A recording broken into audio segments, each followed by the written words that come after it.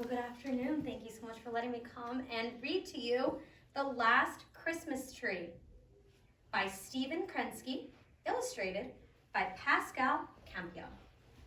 Isn't it a pretty tree? Yeah.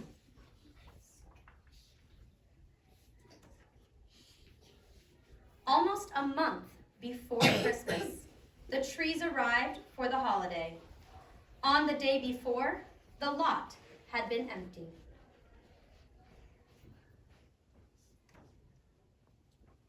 Now it was full to bursting. The difference was almost like magic. There were balsam firs, spruces, and pines, all lined up neatly at a slight tilt.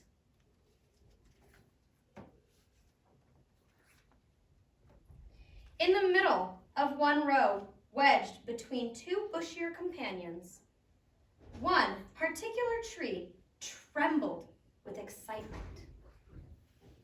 It was not very tall and, in truth, a bit hunched over, not to mention the branches that were missing here and there.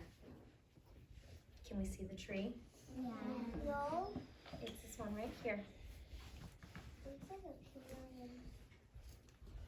Still, no tree was more filled with the spirit of the season.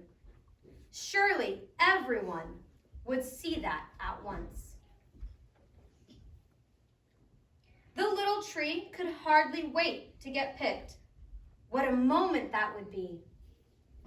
It imagined itself covered with lights and ornaments, with presents tucked snugly underneath. Other trees didn't seem to care who picked them out or how long it took. But the little tree kept its hopes high. It wanted someone special, someone who was excited about Christmas as it was.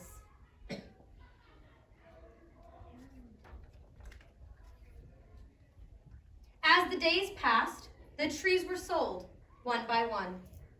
A few people made up their minds in an instant. They knew what they wanted, and that was that. Others went back and forth for what seemed like hours, and sometimes was. One family pulled out the little tree for a closer look, but they were laughing meanly and shaking their heads the whole time. The little tree was secretly glad when they left it behind. As time went on, the remaining trees were spread out, the better to show themselves off. No longer hemmed in, the little tree tried to stand up straight and puff itself out as much as possible. But nobody seemed to notice.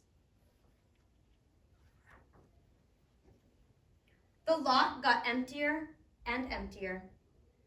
The few unsold trees found their prices marked down again and again and again. On Christmas Eve, the little tree looked to the left and looked to the right. It was all alone. A sign was hung on it in big letters. It wasn't an ornament, not really. But the tree chose to think otherwise. What does the sign say? Free. It says free. The night was cold and clear, and the little tree got rather sleepy. Just before dawn, it thought it heard a jingling sound, but it was hard to be sure.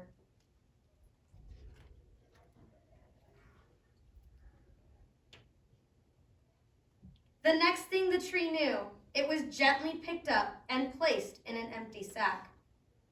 This wasn't what the tree had expected at all. What's happening? Then the earth fell away. Far below, the other trees were covered in all their finery. The little tree had no idea where it was going or how long the journey would take. But when it arrived at last,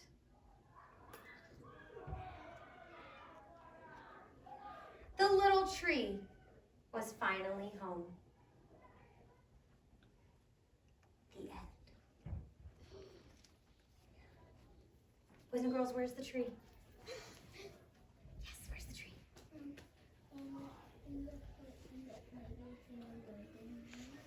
Whose living room do we think it's in?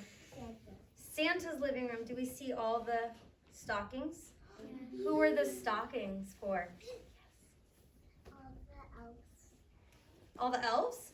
Who else do we think they're for? We have a D, a P, a V, 2 C's, a D, and a B.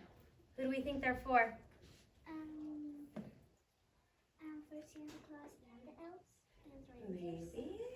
And the reindeers, exactly. Reindeers.